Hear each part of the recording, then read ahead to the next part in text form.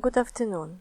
I'm Alexandra Nikolic, education specialist in the field of heritage preservation, and I will briefly present a research on the role of conservation in transmitting culture through artifacts, which is a part of my PhD research on sustainable role of museum collections in cultural transmission.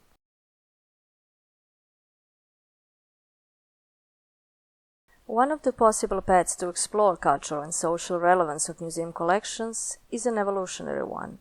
From this perspective, cultural heritage can be seen as a socially selected and particularly valued cultural information transmitted through generations. Tangible heritage items, such as museum collections, are material conveyors of heritage and, in a broader sense, conveyors of culture. Cultural information is adaptive, and its persistence through generations provides for further modifications.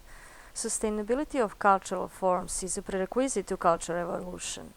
This is provided through so-called ratchet effect, which essentially secures all previous accomplishments from being lost and creates a solid ground for future modifications. This mechanism of cultural transmission is based on learning through observation, copying, and demonstration, a process which is heavily supported by material culture when it comes to transmission of technology.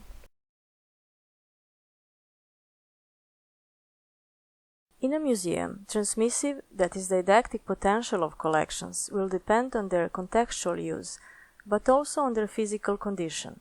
Heritage preservation corresponds with cultural persistence. Artifacts need to be physically accessible and legible in order to allow for cultural information to be fully appreciated and passed on to the next generation.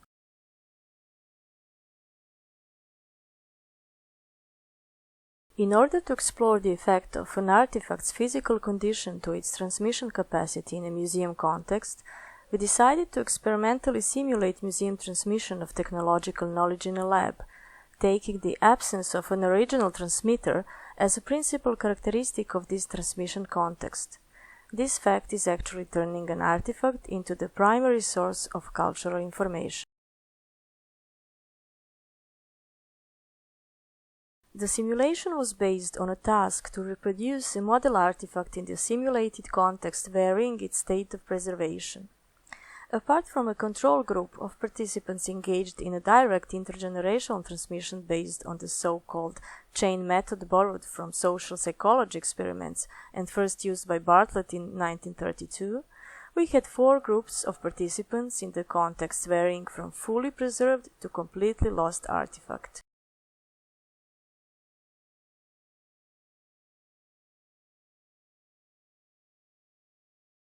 Overall, 110 learners participated in the simulation, while 30 naive judges rated the similarity of artifacts produced in the experiment. The similarity of the produced artifacts was taken as the indicator of indirect cultural transmission typical of museum context. Final results of the experiment are expected towards the end of 2017 after another run of simulation, but the preliminary results have already shown the correlation between the state of model artifacts preservation and the rate of cultural transmission based on the same artifacts. If you are interested to learn more on this topic or follow this particular research, I can be reached by email and other means visible on the screen. Thank you.